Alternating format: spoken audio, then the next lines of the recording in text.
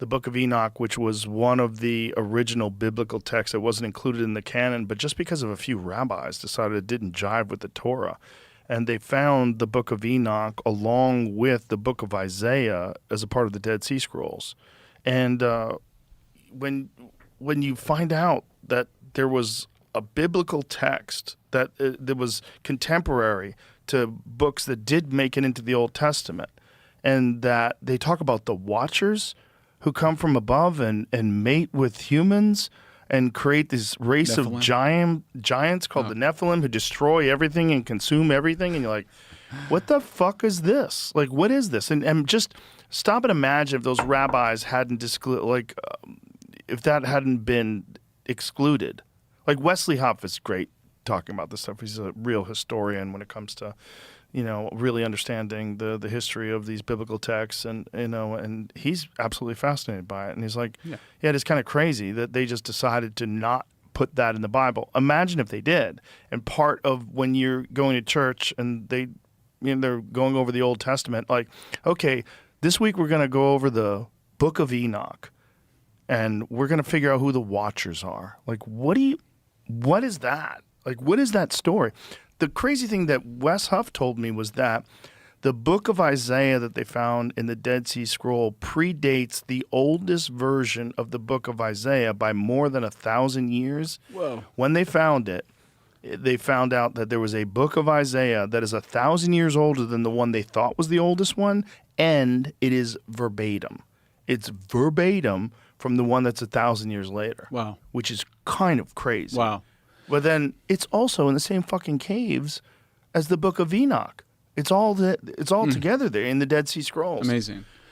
I mean, we've been fed this story that sort of all of these religions and myths from the past are all just false. Right. They're all just hallucinations. Right. They're all just lies. I don't believe that. It's just really, it's really arrogant, actually. Like, it's like, well, no, now, like, we've been around for, humans have been around for like millions of years, but the last 150 years, it's like we really figured it all out. And we figured out that all human knowledge before, whatever, some recent time period is nonsense. Yeah, I think that's quite arrogant. It's very arrogant, but I'm a believer that history is far older than we think it is. And I think the more time goes on, the more that gets revealed. So when you're talking about something that's 4,000 or 5,000 years old, I think really you're talking about a retelling of a far older story.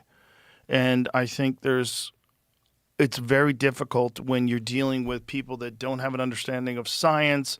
The written language is fairly new. It's an oral tradition for generations before it's ever written down.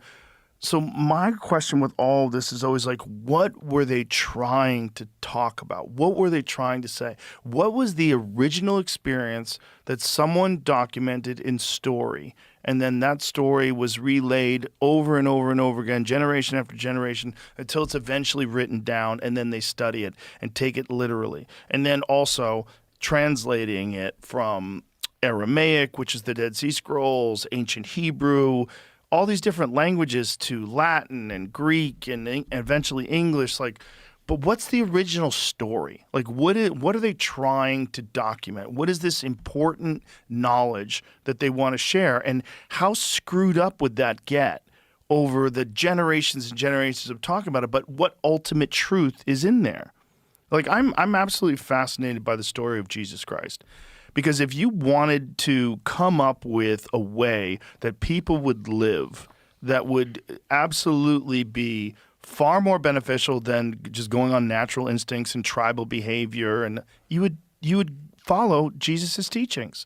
Like, I can't find a flaw in the way he tells you to live life. There's a lot of religions that involve torturing non-believers and raping infidels and being able to do terrible things to the people that don't believe your religion. There's none of that in Christianity. It's all forgiveness. It's all treating your brother and your neighbor as if they're you.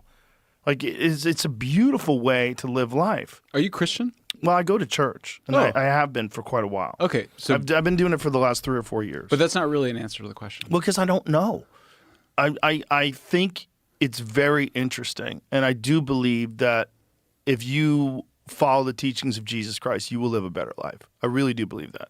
And one of the things I talk about is like, the people that I go to church with are the most fucking polite people I've ever met in my life. They're so kind and so nice, and everybody lets you out of the parking lot. Everybody's like, you go, you go. It's like the one, like it works. You know what I'm saying? Like if people are trying to find an idea, does that mean I believe people came back from the dead? Does that mean I believe Moses parted the Red Sea?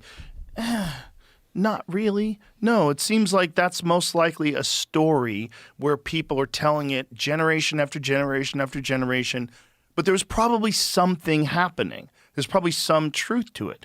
Then when you take into account some of the stories from the Old Testament, like the Book of Ezekiel, which I'm absolutely fascinated by.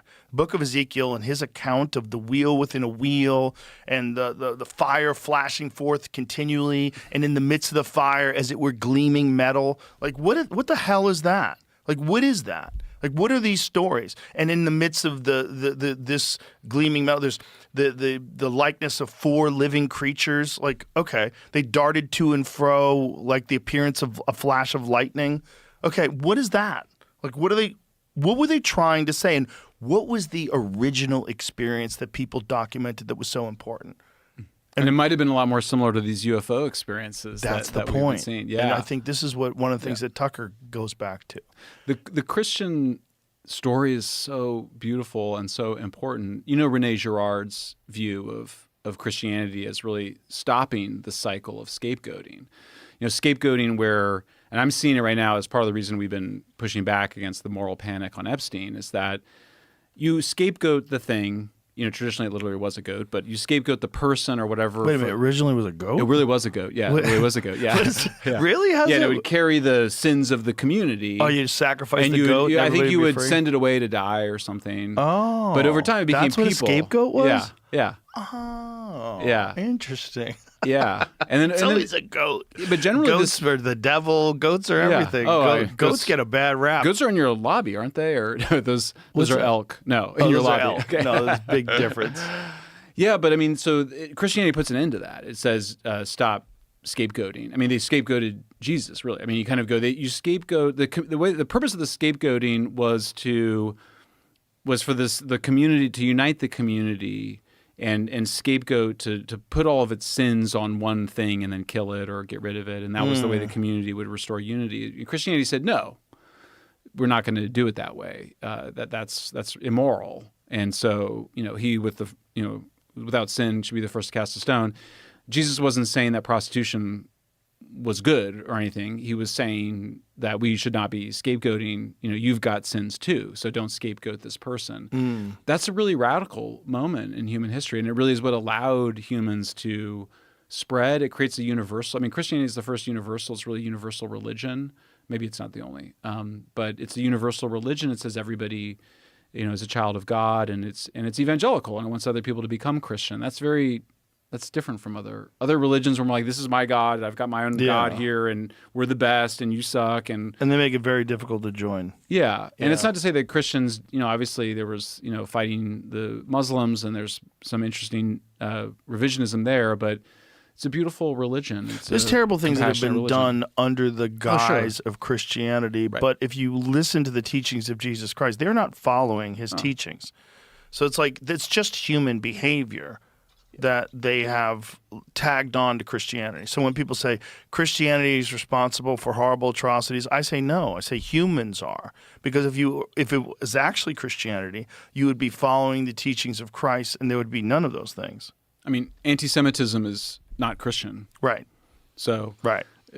True Christianity is not that. So I think it's lovely, and I hope there's a revival of some of it. I'm not sure there is. I think there is more now than before. There's a lot of young people that are getting into Christianity. I think it's good to. I think it's also. It's interesting with we were talking about the UFO thing. It's an awareness that there's a higher power. So one can sort of say, look, the UFO thing, it's not the same as Christianity or whatever. But this awareness that we're not. There's something else going on. There's something more. There's something higher than us, and that we should be humble in the face of this just gigantic mystery. I think that puts us in a better mentality. It certainly does. And if anything, if he's not the Son of God, if this was an actual historical figure, what an insanely wise human being. who didn't have these thoughts that are inherent to all of us of vengeance and lust and greed. Has none of these. So radical. Also, you've heard it said before that you should, love your friends and hate your enemies. I say to you, you should love your enemies. I mean, that's just, it's like the hardest. I'm not there. I think very few people are there, but it's certainly the right aspiration, isn't it? Yeah, it's the right aspiration. And Tucker thinks that this whole UFO thing is somehow connected to the spiritual realm. Now, to say that we were, and I've heard some wild theories, like people think that, humanity was seeded by UFOs, and that's I don't agree with that theory. Sounds like the Anunnaki to me. I'm going to address it because it's a fun one. It's an interesting theory. If you found out it was true, would you tell everybody? I mean, I'd be transparent about it, but I just don't personally believe it. But would you believe it if you found out that was the information that the government had? Well, I'd put it out there because that's what I'm right. supposed But what to do. would that do for your belief system? That would suck. But would it suck really? Maybe that's what's confusing about the Bible. Maybe what's confusing is that it was an oral tradition for hundreds, if not 1,000 years before it was ever written down, right? Well, I think that it depends on what book you're talking about, right? So, like, but I if you mean, have the books written Old by Testament, prophets, if you go back to the oldest works of the Bible, weren't most of those stories handed down generation after generation and then eventually written down? written into text. Well, some of them are written by prophets, but I mean, Enoch is apparently supposed to predate even the time of Genesis and talk. The nuttiest one is Ezekiel. I'm telling you, Enoch is even crazier than Ezekiel. Oh, I've read it. I just don't. Did you find anything about whether or not Enoch is controversial? You can look up the 4th century. It was discluded as, I guess, since the 5th century. It wasn't in canon. Sorry, 5th century. And why did it get discluded? It says the Jewish scribes or the priests the rabbis didn't believe it was canon.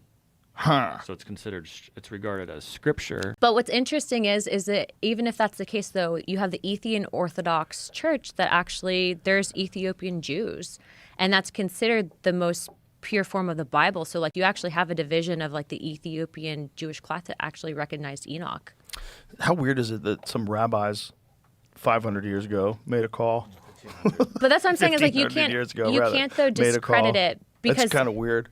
But you can't discredit it because, again, like when you have people removing books, I think, look, and I'm not telling people what to believe. I'm just saying you should take a look at it. And so it's interesting because then you have, the evolution of what the King James Bible is. We all know that story. He wanted to get remarried. They rewrote it. But you even have the Catholic Bible that has, it's what happened. Right. And you have the Catholic Bible that had books that were taken out. And then we have the King James. So I'm not saying that, if you read the King James, you're not getting...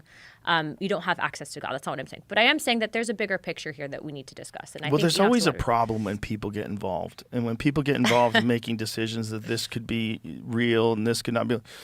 The problem is, like, all these years later, you're dealing with the repercussions of that. Like, imagine a world in which if Enoch was left in the Bible and people were like, wait, what happened? Like, explain the nuttiness of the Book of Enoch to people. Well, it's okay. So if you read it, it talks about the fall of angels, thus creating really the precursor of civilization that led to the first flood.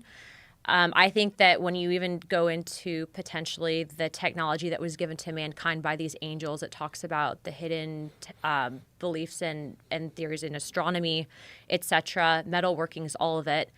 But it really does explain, you were talking about earlier how you have a lot of these religions around the world that kind of say the same thing. This is kind of the OG text that leads to those stories that we're hearing from many religions around the world.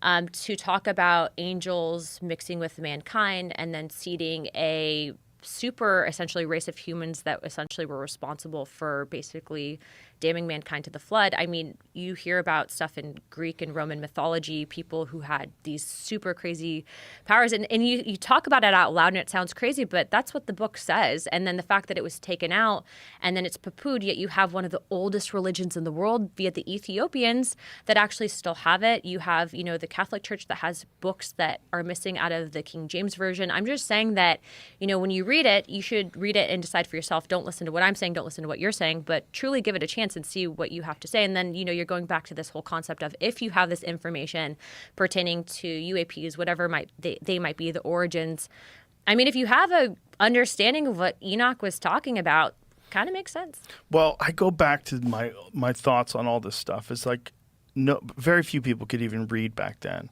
Very few people could write, right? So you're not going to write. You're probably going to try to capture a truth. You're probably not writing necessarily to deceive people and make up a story. So the question is, with all this stuff, is like, what was the original truth that they were trying to write down, and how much of it is getting distorted by translations from ancient Hebrew to Latin to Or Greek, Aramaic to yeah, English. like how much of it? And there's this and thing- is it possible to even understand what they're saying without understanding the language?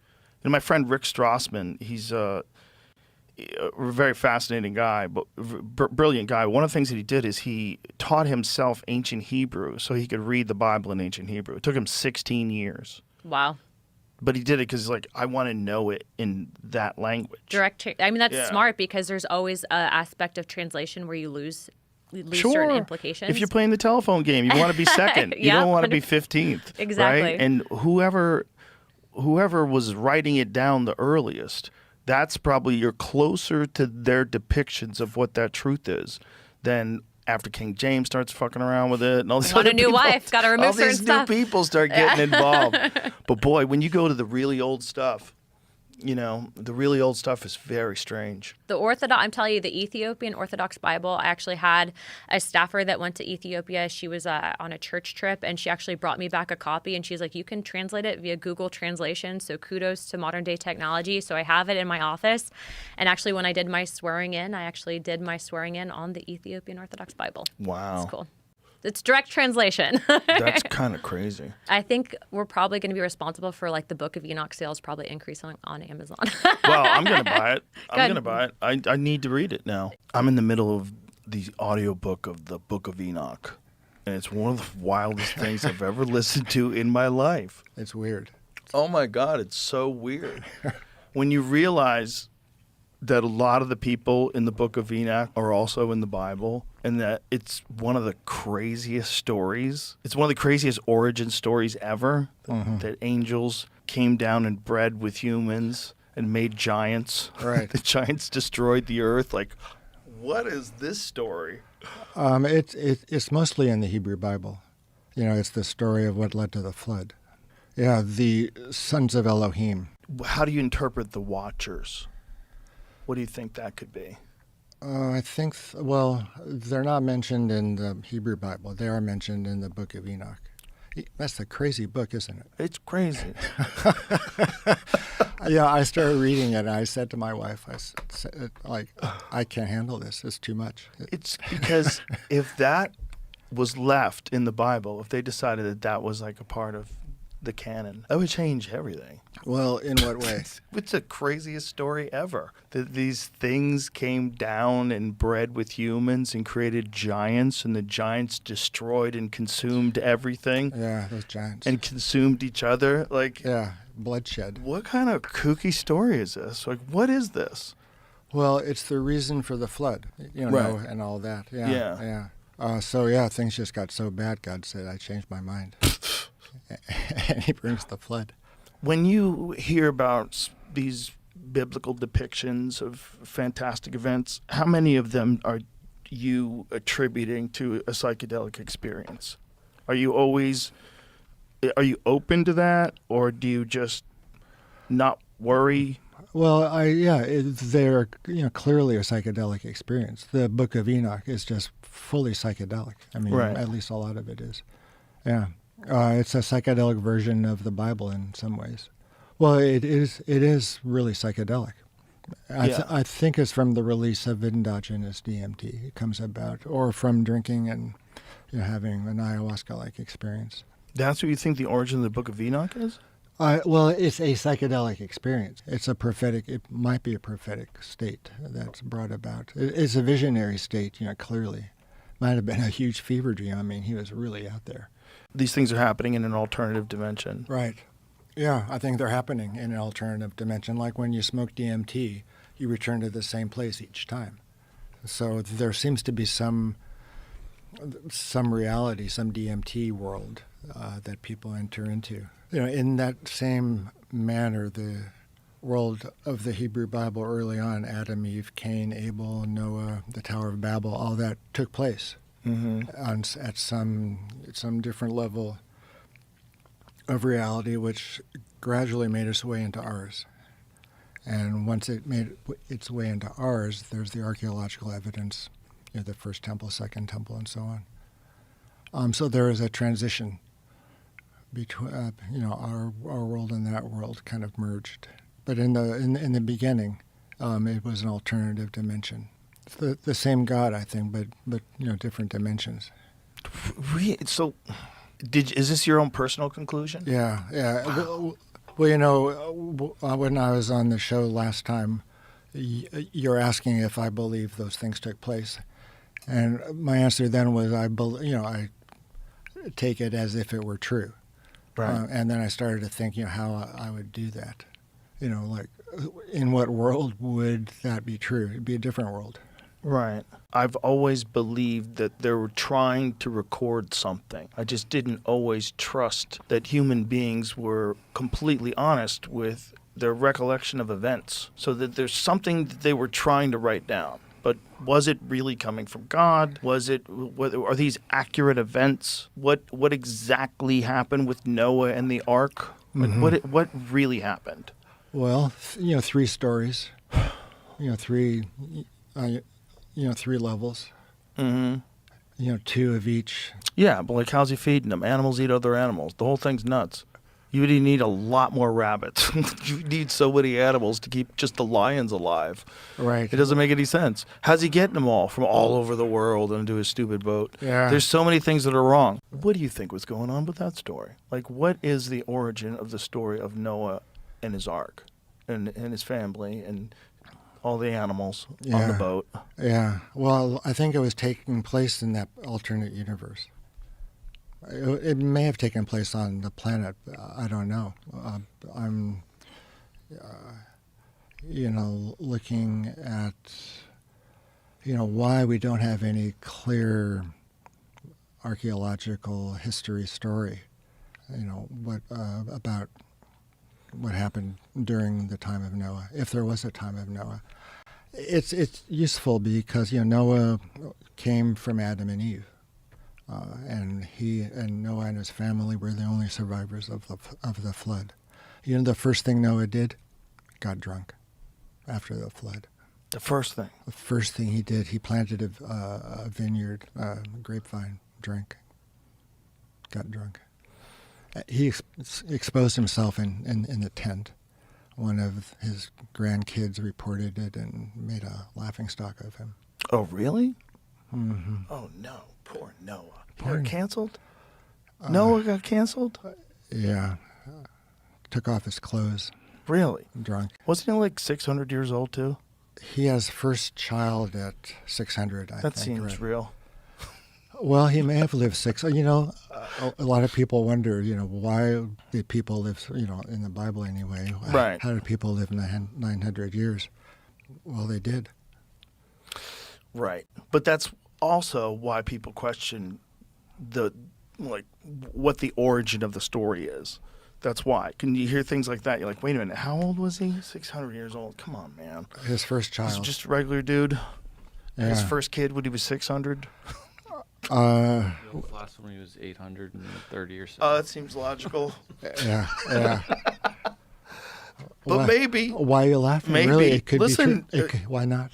If people lived normally to be 600, would that be any weirder than living to be 100?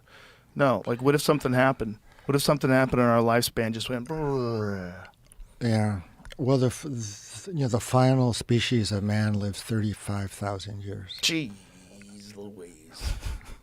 That's a long time to be in a bad relationship.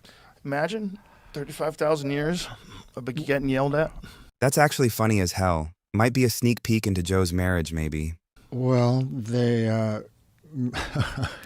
that would be bad. But I'm saying 35,000 years would be awesome if you have great friends and your life is together. But can you imagine 35,000 years of fuck this place? That would get tired. Well, the point that those people tried to attain when they lived 35,000 years was this group telepathy of around the whole planet. Neuralink. Right. Yeah. That was their goal. The Book of Enoch is nuts. That's I talked the to Wes Giants Huff about one. it. That's the Giants It's one, not right? just the Giants, it's aliens. It's about the Watchers who came down and mated with human beings. Bro, I'm reading it right now. I know you are. I It's already know. bananas.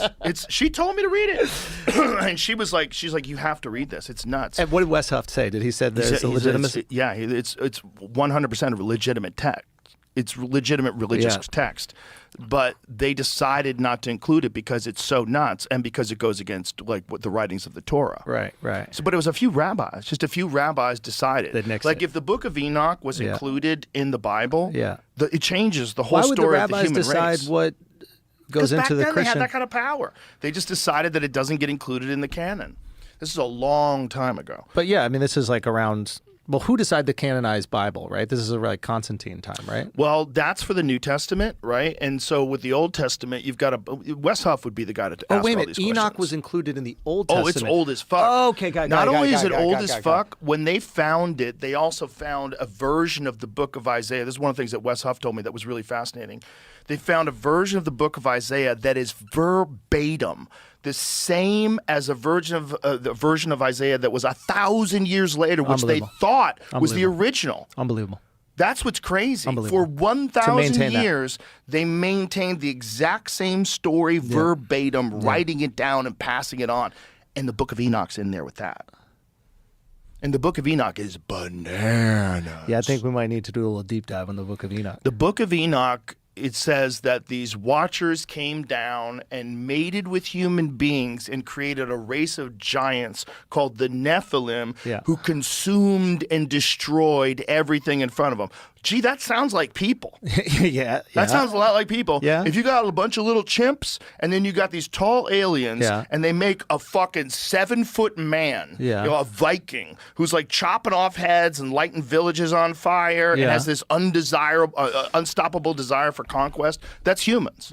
The Nephilim sounds like humans. Exactly. So they're not giants. We are the giants. And then what if they the other folks... They might have been giants. Like it's hard to say. But what if the other folks were the Neanderthals? Well, because there was a time where we're living together, right? Right. Well, they were here before us, allegedly. Well, this is the question is like, where did humans come from? Yeah. This is the real question. There's a really interesting show on PBS right now called Human, where this lady goes on this journey of, it's like, she's, what is her degree in? Is she an anthropologist? I believe she's an anthropologist. But or maybe some sort of biologist, but she goes over the history of the human species. It's very interesting. The migration from across the Bering Land Bridge into North America, when the oldest people started coming here, how they came here. Fascinating stuff. But that's one of those things, like if you think ancient history is filled with horseshit, like ancient human history, like of the humans. That's the woman's name. I don't want to fuck up her name. Ella al-Shamahi.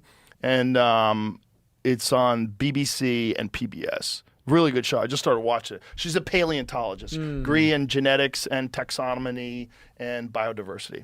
But they just found recently a human skull that pushes the date of humans back another 500,000 years. Yeah. So it's like all they know is what they find in the fossil record, and there's so little fossil record. And then they keep finding new things. Like they just found Denisovans in like 2010. They're like, whoa, what is that? What's this? Total new branch of the human tree. It's called Denisovans. Denisovans. Yeah, they Okay. found like a bunch of teeth, I think, in Asia, and they're like, what the fuck is this? And then or maybe it was Russia. So there's that. There's the one that they found in China, the big head people. That's the one that I saw real recently. recent. Yeah. That's real recent. I forget what that one's called. We've done this a million times, but I always forget. But so they're always finding these new versions of humans. So how many of them really were there? But if there's a bunch of science experiments, if aliens are coming down and like, let's try them where they're short and really powerful and they only eat meat. And that's Neanderthals. Like, stop. This one's not Too a much. good design. Yeah. This is not a good design. We need them a little more frail so they invent things. Yeah. Because the brutes don't invent anything. Yeah, more frontal cortex. Yeah, the Neanderthals had bigger brains than us. That's what's interesting. So then what part of our brain was specifically different? See, we have a very our idea of them is that they were dumb and they couldn't talk and that they were brutes. But it doesn't seem like that's true. In fact, it seems like they had art, they definitely had tools, and they had language. And they might have been as smart as us. They were just different. And maybe us being a little weaker is what made us smarter. You know, Or made us work collectively. maybe we're a little more alien, just a touch. Right. There's a little too much salt in that stew. Let's add a touch more of us. And, it seems like the hairy, 5'7", 200-pound fucking savages with big eyes that might be able to see at night because it looks like they might have had night vision. They have huge eyeballs, man. Right. The Neanderthal eye socket's way bigger than ours. Their skull's thicker. Their bones are more dense. They might have had night vision like a dog. You know how dogs, their eyes glow when the headlights hit them? They might have had that same ability. I mean, I don't know why. That design's too sketchy. It's just not They working. can see at night. Yeah. And then they go hunting other people. This is too much. But then we hunted them. Maybe. We might have just fucked them. I also heard we fucked them. Well, I Yeah, think you we had that hunted them and joke, we right? fucked You're them. like, I got a Yeah. little bit of, yeah. One more time with the monkey. But in terms of like the stories, like, all right, you know when a comic gets off stage and like they think they killed but they bombed? Right. Like there could be people telling those stories in the books. There could be. Like meaning what their rendition of what happened Yes. is in the book, and that is what they truly believed happened. They might not even be delusional. They are Right. delusional, but like that's what they saw, and that's Right. what happened to them. And history is always written by the winners. Exactly. Yeah. My version of the Bible story back in the day, I used to have this bit about Noah's Ark. I was like, the problem with the Bible is people are full of shit and that story sucks. Yeah. Like, it's that simple. It's Yeah. like people lie all the time. I've never met any politician or any person who's in charge of anything that's like really important that I would say never lies. So if you're back then where there's zero accountability, zero video, zero anything, they can't even write. Well, that's where the cross-referencing makes sense, right? It's like that's when you got a bunch of different people saying the same thing or similar things. You start to go, okay, maybe this did happen. Oh, biblically accurate angel. Ooh.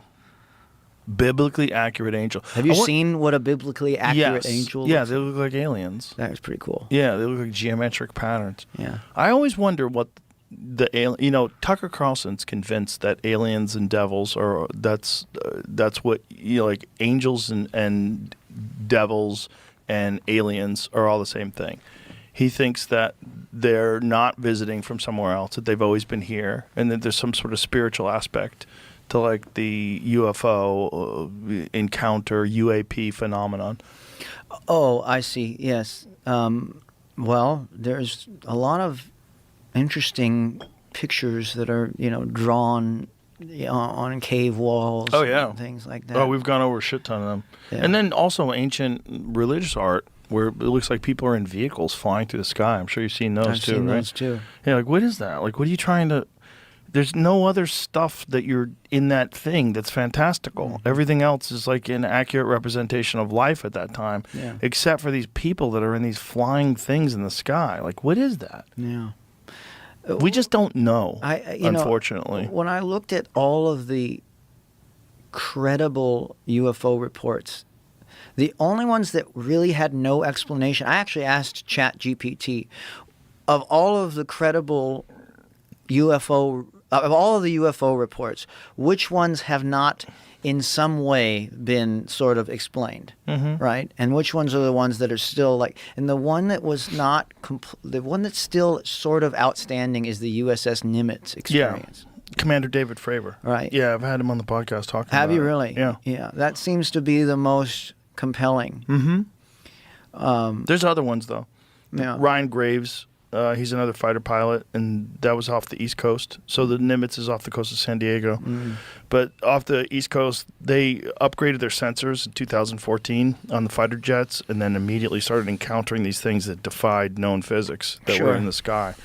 And, and these guys had these encounters with these things that were like a cube inside of a sphere that's like motionless at 120 knot winds and no heat signature and moving through the sky. They don't know what the fuck they are. What do you say to the theory of the possibility that is sort of black ops? Like the idea that the SR-71, I think, Blackbird. The Blackbird. There's a company called Skunk Works, right? And they were responsible for the declassification of that aircraft, and then I think the F-111 or the stealth bombers, and but since then, and that was like 25 years ago or more, there have not been any more declassifications. Yeah, it's a good argument. I'm curious as to like what in 25 years, based on the technology that we've been able to see that makes it to modern society, how much is held back, and what we don't see, it just interests me, and I don't know. I don't have an answer. I'm not asking myself whether I actually believe that it's almost unlikely that we have that technology, but because I feel like it would just take so much more than we may be capable of to cover it up, but maybe not. I don't know. Yeah, I don't think it would. I think there's a high likelihood that a lot of this stuff is ours. And I think one of the reasons for that statement is that this stuff always happens over military airspace. Yeah. East Coast and West Coast. Like, so the East Coast stuff, the Ryan Graves stuff, they're doing it over areas where these fighter jet pilots run training missions. Yeah. And then the same thing as the West Coast stuff, like where it's off the coast of San Diego, which is like tons of military out there. Yeah. I do believe that there's some programs that are operational, and there's a great podcast. Jesse Michaels has an amazing YouTube channel he's covered this stuff like really extensively, and he's a brilliant guy. He really understands it, and they were working on some anti-gravity technology in the 1960s, and most likely they continued that work. Artificial horizon technology and stuff like that. That I mean, it's got to have come far since then. Yeah, and there's the idea that they could hide all that stuff. No, they could never hide it. Of course they could. They definitely could. You're being naive. You're being naive as to how much the government can hide. I'm only asking the question. Not you. I don't mean you. I mean people that say that. I actually pretty much, that's where I lean towards when it comes to that. I think some of it, but some of it also could be from somewhere else. And I think some of it just exhibits, like the Nimitz one. Okay, this is 2004. So this Tic Tac goes from more than 50,000 feet above sea level to sea level in less than a second. Yeah. Like 7/8 of a second. Sure. Like, that's crazy. That is. That's crazy. And you're right. Like, and what is that? And it changes it when you remember how long ago these things were being seen. Right. Because this is 2004. But then you go back to the 1960s. If they're really working on anti-gravity technology back then, it's possible that they could have created a drone. Right. The thing is, like, could a human being survive inside of those things at those extreme speeds? Well, the question is, like, what are they experiencing in that? Because if it's a gravity device, if it's moving, if it's manipulating gravity, so it might not have G-forces at all. It might be operating in a completely different paradigm. Yeah, well, there may be sort of just, trillions of alternate sort of, momentum shifts in the outside protective layer that balance out whatever's happening on the inside to the point where, they're using this crazy technology. That's also why the argument is that they're blurry. Like, so a lot of the photographs of these things are blurry. It might be because they're actually existing in some sort of a gravity, like, void. Yeah. And what you're seeing is not exactly what's there. You're seeing it through, like, a dirty windshield. I've seen some stuff. Have you? Yeah. What have you seen? When I was in Maui, twice I've seen something that I could not explain. The one time I looked up, and about 9 of us were hanging out. And we all looked up at the same time to see an orange orb and it looked like it was 100 yards away, maybe 200, just floating, kind of observing. And then I swear it seemed like as soon as enough people saw it, it went whoosh, and then it went whoosh, and it moved like nothing else I thought possible at the time. It went out of the atmosphere, and it was crazy, faster than any drone. And this was back in like 2004, 2005, maybe. So it was we were all young. I was maybe a little teenager, so it was probably like 2006. But it was like. It was crazy. I'm telling you. It was like, well, a lot of them happen near the ocean too, yes. which is interesting. And another one, I was out on Lanai, and we were hanging out with some friends, and we were laying down on the lawn, and when you're out in Lanai, on the backside of Lanai, there's no light pollution at all, and so you have just this big giant fishbowl of stars, and it's the most incredible. It's like you're sitting in a spaceship. In a spaceship, yeah. Exactly, and you feel that you're on spaceship Earth at the time. Like you are on that rock hurtling through space at that point. And I saw this. It scared the girls. We all saw this pulsing colored thing go from one side of the horizon to the other, but in a very, like, it was like pulsing different colors, and it was like really interesting. And so, who knows what that could have been, but it was quite interesting. Well, I'll never forget vast majority of the ocean floor is unexplored. Right. And so this is the theory, is that if you were going to set up a base here to observe human beings, if you came from somewhere else, you would probably do it in the ocean, especially if you have the kind of technology that will allow them to travel here from other star systems would also allow them to not be intimidated whatsoever by the ocean. pressures. Yes. I mean, that's, I guess, the deep pressure is what would be the, it's almost the opposite of being in space. The vacuum, and then you have the deep pressure of that like, with the. But there's videos of these submersible things situation. going in the water and not creating a splash. Yeah. So, like, what is that? Is it a hologram? So is it not a physical object? Or are they doing something that allows them to not interact with any physical thing on Earth? Like some sort of a void that they travel through. So they can go through the trees. This is like part of Jacques Vallée's research, too. In one of his books that was really fascinating was this woman observed this, like, egg-shaped thing. And when it took off, it went through the trees. But it didn't hurt the trees. But it was on the ground, like as a physical object, and when it took off, it went through the trees. Well, I wonder if then, we're talking about, like, bending space-time. Yeah. At that point, are you creating some sort of, like, warp? Yeah, you're creating some sort of a warp drive thing. That's the idea. Where you're just, like, warping space and time around a centralized location, and you sort of have to be, use sort of the, these, like, different sort of exotic forms of matter, and having an understanding of exotic matter, which we're now just starting to understand that there are these exotic matter types that that work in these weird ways. But if you read about it now, the only information available is that we're only, like, cracking the surface of the understanding of these types of matter, and maybe we are hundreds of thousands of years away from understanding that. But I mean, that's that old saying that any technology that's sufficiently advanced is indistinguishable from magic. Is it Carl Sagan said that? I forget who said that.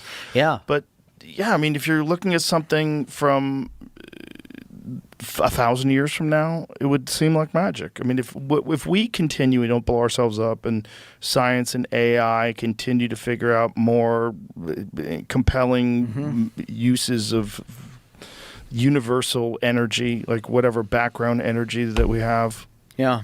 Who knows? Well, Who knows what human beings will be capable of? So you got to imagine if something's visiting us from somewhere else, especially if they have artificial super intelligence. Yeah. If they've traversed this journey that we're on, if they've gotten to the point where whatever we're currently investigating, whatever they're working on right now in terms of, like, super intelligent AI, what if they've gone through that and they're 1,000 years more advanced?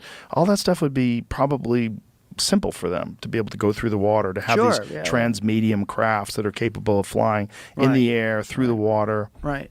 Well, the interesting question for ourselves is how do we get to a place as a society to where we can trust in our science, we can trust to say that we trust it enough to fund it, you know. Well, that's not trusting the science. The problem is the human beings that are in possession of the science. Well, but that's what I mean. Like, how do we restore faith in that? And because there, you know, it's not all bullshit. There is real, you know, like we wouldn't exist where we are without the science that has brought us to where we are. Yeah, technology. And technology. Yeah. And so understanding and trusting and figuring out how to restore faith in certain institutions that we have, because we need them to survive and to keep going, you know. So it's like not tearing down the airplane while it's falling. You have to repair the airplane from inside, you know, and then keep it flying if you can, you know. So is there a way to like right the ship while we're in it? Well, I think the problem is a lot of this stuff is military funding. Right. So a lot of the applications for any sort of like super advanced technology is going to be weapon systems. Right. And that's what everybody's terrified of. What they're terrified of is that you're going to develop more efficient ways to kill people. Yeah. And that's really the only way these things get funded. You know, they're not going to. No, that's the problem. Yeah. I'm just what I'm saying. I'm like, well, how do we switch it so that we can, you know, have people in power that really are looking out for the future of humanity, and then have people that actually want that. This means repentance. It means changing your mind. It doesn't mean like to actually do things. And then you read Genesis chapter 1 and it says, in the beginning, God creates the heavens and the earth and he makes it good. But ultimately, I would ascribe to there being an original Adam and Eve, and that those are our, like, if you want to call them like our first parents kind of thing. Yeah. And I say, well, you know, if the first miracle happened, if everything, you know, nothing became everything, then, you know, Jesus turning water into wine. That's an easy one. Well, yeah. That's a party trick. Yeah, exactly. It really is nothing compared to the birth of the universe. But at the end of the day, you have one miracle. So what is your personal belief when it comes to the resurrection? How do you explain it going from 11 scared disciples in an upper room to being willing to go out and die for the proclamation that you believe that Jesus rose from the dead, and you saw him and you touched him and you ate with him? In all of this, what do you think of Jesus? Wow. That's unbelievable. Wow. That's so fascinating. So Joe Rogan just interviewed Wes Huff, who went viral after exposing Billy Carson as a fraud. I watched the entire interview and want to share some of the highlights, including Wes sharing the Christian message with Joe. Joe Rogan first heard of Wes Huff because of Wes's now infamous debate with Billy Carson. So I, like many people, was introduced to you because of the debate that you had with Billy Carson. Quote unquote. Billy has presented himself as an expert on these subjects. Guess what, guys? I'm one of the foremost world leader in the knowledge on ancient texts and tablets, scriptures, papyruses, and so. So that's why it was such a big deal that Billy seemed to have absolutely no idea what he was talking about during the debate with Wes. Joe then says that Wes, unlike Billy, is an actual expert on the Bible. You know, it's one of those things where it's very unfortunate when people get caught with their pants down. And I'm not an expert in many things. But the things that I am an expert on, you could wake me up at 4 o'clock in the morning and ask me about those things. It seems like he does not have that. When he was on with you, it was quite apparent that you are an actual expert in the Bible and in many religious texts. He didn't necessarily have the facts straight. Wes then mentions how little preparation he had actually done for the debate, and how he was so easily able to respond to everything Billy said with so little preparation. Well, it's interesting you say the expert thing, because I literally was asked to do it 24 hours beforehand. So I had like the least amount of preparation going into it, and I was okay with that. Well, and I listened to the stuff he'd said, so I knew enough about the ways that he'd articulated. Wes then talks about Billy's threats after the debate. But the fallout was that not only did he not want us to release the conversation, but then he started throwing out cease and desist letters, and then he started, you know, trying to sue people. Wes then shares how ridiculous Billy's cease and desist letter was. The cease and desist letter said, I don't want you to use my name or my face in anything going forward, and anything you've used up until this point, you need to remove. Wes then says that Billy's actions are really what made this story go viral in the first place. Well, the irony of this situation is if he just kind of left it, it probably wouldn't have made anywhere close to the splash that it's made. And we told him that. Wes points out that when you're dealing with these kinds of topics, it gets pretty obvious really quickly who does and doesn't know what they are talking about. When you start to get into like linguistics and philology, it gets messy. And if you don't know what you're talking about, it gets really apparent really fast. Wes then shares how the debate was set up in the first place, in a way that wasn't even malicious at all. Mark told me, he's like, I've been hearing Billy say, he wants to debate, nobody will debate him for years.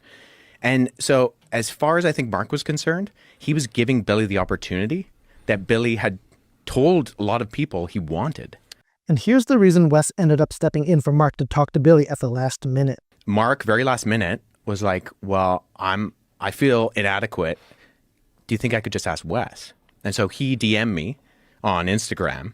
Joe then asks if Billy knew what the conversation with Wes would be about, and Wes said that Billy fully knew. Was Billy aware that this was going to be a debate, or did he think it was going to be just a discussion? Like, what did he think it was going to be? No, he'd been given all of the prerequisites, and that part of the conversation was going to be me kind of asking him some clarifying questions and rebutting some of the things that he said. Now Wes points out Billy's lies about the debate. So unfortunately, Billy there says he had no idea going in. And I mean, as Mark said in his video that he released yesterday, I mean, that's patently false. Throughout this interview, Joe seems to mainly feel sorry for Billy, but Joe is glad he was able to meet Wes because of all of this. But the good part of it is I was introduced to you and your work. And there you go. Very, very extensive and very fascinating. Wes then shares part of his story, which is pretty amazing. Just before my 12th birthday, I actually was diagnosed with a neurological condition that left me paralyzed from the waist down. Yeah, I did see all that. Despite a high likelihood that Wes would suffer from this condition for the rest of his life, Wes somehow completely recovered from his paralysis. 1 month from the day that I woke up and couldn't feel my legs, I woke up on a Saturday morning, got out of bed, walked over to my wheelchair and sat down. 1 month? 1 month, yeah. January 8th to February 8th, exactly. Very fortunate. Wes attributes his healing to something supernatural. Yeah, but going back to that, like, so I experienced this, what I consider to be a true supernatural experience. Wes said that even the doctors called his recovery a miracle. To the doctors that had overseen me, and they were the first ones that used the word miracle. They said, we really don't have any type of medical explanation. And Joe says that something about Wes's recovery seems pretty incredible. That's crazy. Because I've broken limbs before and had them in casts, and just in the 6 weeks that you have a cast on, you have massive atrophy. Yeah. Wes then says that after reading and studying a lot, he came to the conclusion that Christianity is true. At the end of that, I did truly feel that, okay, well, I think in the ways that in my limited ability as a teenager, to investigate these things, I think that Christianity is true. Joe then talks about how impressed he is with Wes's knowledge about the Bible. Because I'm always fascinated by people that have really gone down the road, like really, really, really gone down the road, because you don't meet a whole lot of them. How old are you? I'm 33. Which is very young for someone who Spring has chicken. The depth of knowledge that you have. Joe has come a long way from before, when he thought the Bible was absolutely ridiculous. Now Joe seems to have at least some respect for the Bible, and for people who know the Bible well. Wes then talks about the importance of being able to defend the truth of the Bible that he said he believed in. If the things they were saying about the Bible were true, then it did actually legitimately undermine what I believed. And so I needed to take that seriously. I had an obligation. If I'm wrong about the Bible... Joe seemed to be genuinely interested in learning more about biblical manuscripts, especially the Dead Sea Scrolls, which Wes is an expert on. So when you say the book of Isaiah is intact, how similar is it to the book of Isaiah that's in the Bible? So that one is fascinating. So Joe says that he likes Billy Carson, but he also thinks truth is important. Listen, I like Billy. He was a nice guy. I really enjoyed talking to him. I really do. I think his videos are fun. But I also think truth is important. Here's where Wes found an opportunity to share part of the Christian message about repentance with Joe Rogan. And the church was using this as like, you need to do penance. You need to, do all of this stuff to show that you're sorry. And part of that was, paying the church. And Luther reads this and he goes, hey, guys, this means something different. This means repentance. It means changing your mind. It doesn't mean like to actually do things. Here's more of Joe being impressed with the kind of hard work involved with what Wes is doing. God, when you're saying this about taking copied versions of it and comparing errors and going back, and like, you're talking about so much time. Yeah. So much research. It's legwork. So much legwork. Later, Joe talks about how fascinated he is by the question of our origins. The search for our origins is one of the most human endeavors. One of the most, because to know that we are particularly unique.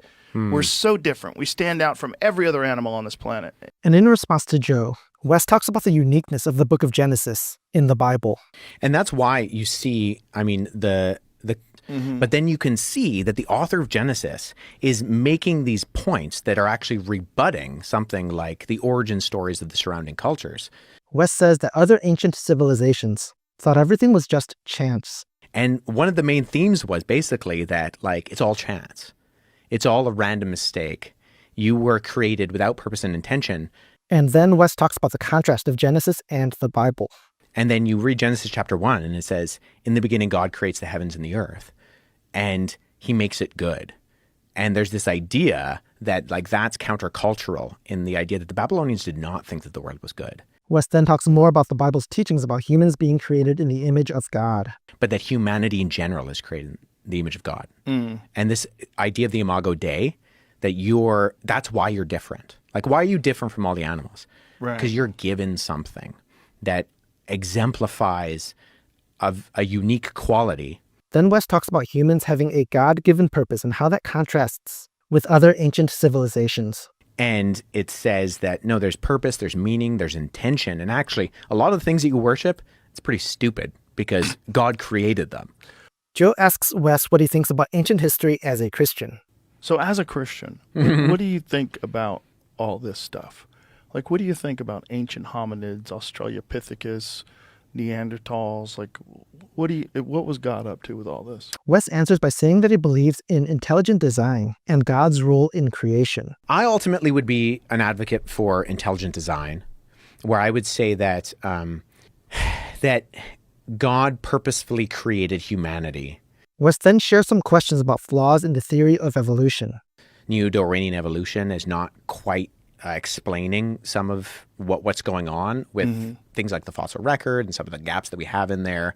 I think it's great that Wes isn't afraid to say what he believes regarding this subject area, where Christians are often mocked, when the reality is that what Christians believe actually has a lot of scientific support. But ultimately, I would ascribe to there being an original Adam and Eve, and that those are our, like, if you want to call them like our first parents kind of thing. But Wes talks about evidence that the Gospel of John was written much earlier than most people believe. Wow. Which means that at minimum, you've already pushed the Gospel of John back into the first century comfortably, and potentially even, like, most likely into the lifetime of the eyewitnesses of these events. Wes also gave Joe some copies of biblical manuscripts that he made himself, and Joe was pretty amazed by what Wes said about them. Wow. That's unbelievable. Wow. That's so fascinating.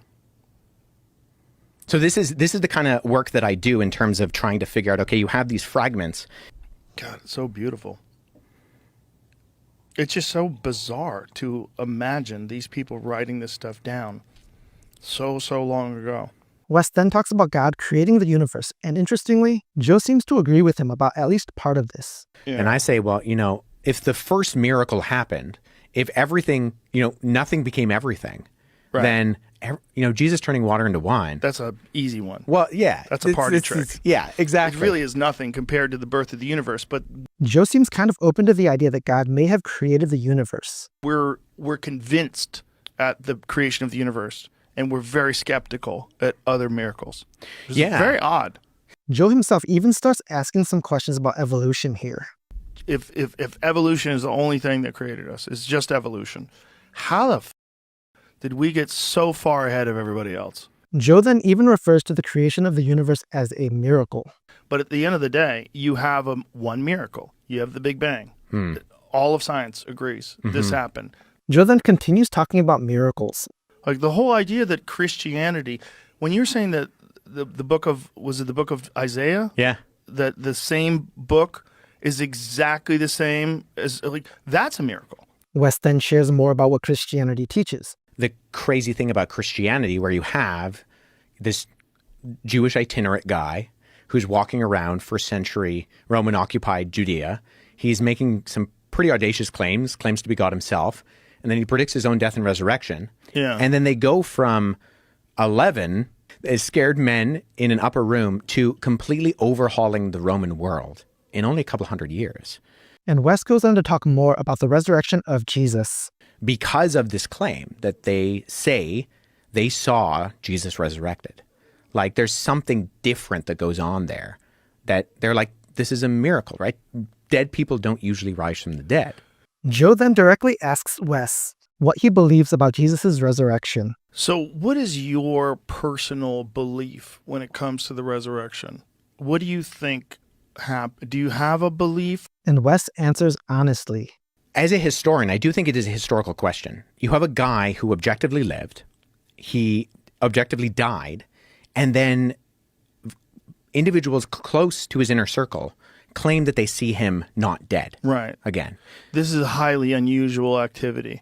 Joe then says that it's really difficult for people like him to believe in the resurrection. It's very difficult for anybody who thinks of themselves as an intelligent person who's secular to even entertain the possibility that someone died and come back to life. And here's how Wes responds to that. And I get that. But we've already talked about the fact that we don't think that the only thing that exists is matter and motion. We as in you and I, right? Like we believe that there's something else going on in this world that's a little bit crazy. There's something else. And that to, I think, exclude that, I think excludes something that you're kind of putting blinders on. Wes then talks about the historical evidence for the resurrection. But the Gospels are written in the lifetime of the eyewitnesses. And they're written in this period of time where you have groups of individuals who could have fact-checked those things. Joe then asks if it's possible that Jesus didn't die at all. Do you think it's possible that he didn't die? And do you think it's possible that they thought he was dead? And here was Wes's answer to Joe's question. If you look at, say, very skeptical biblical scholars, like non-believing, atheist, agnostic Christian scholars, they will say if we can know anything about Jesus, they'll say one thing we can be sure of is that he died by crucifixion under Pontius Pilate. Joe continues asking questions about the evidence for Jesus' resurrection. How many different people have some sort of a recollection or a writing or something that's attributed to them of being witness to his resurrection? And here's how Wes responded to that. Well, you have Peter, Paul, Jude, James, and Matthew, Mark, and Luke. And here's Wes talking about just how much information we have about Jesus. The interesting thing about Jesus is that we have more evidence from different writings in the ancient world than we probably should have for someone of his stature. Wes then asks a question that was actually really significant in bringing me to faith in Jesus Christ. How do you explain it going from 11 scared disciples in an upper room to being willing to go out and die for the proclamation that you believe that Jesus rose from the dead and you saw him and you touched him and you ate with him? And after Wes presents some more information, Joe seems pretty floored by what he just heard. Consider how difficult it would be for someone living outside of the locations and times that these events took place to get the right names with the right qualifiers. We have 4 biblical gospels with 4 different authors, and yet each gets this test of naming frequency and attribution right every time. A test and standard that the non-biblical gospels simply do not pass. That's interesting. So we can use that is so interesting, isn't it? So that's so interesting. It totally makes sense too. Joe then criticizes atheism and marvels at the idea of existing at all. The worst versions of them are essentially believers in the religion of atheism. Right. They worship the concept of there being no God, and this is it. When you die, nothing happens. Yeah. And that to me is always so arrogant. Just the fact that you exist at all is so bizarre and so spectacular. Joe also asks a very significant question about the difference between humans and animals.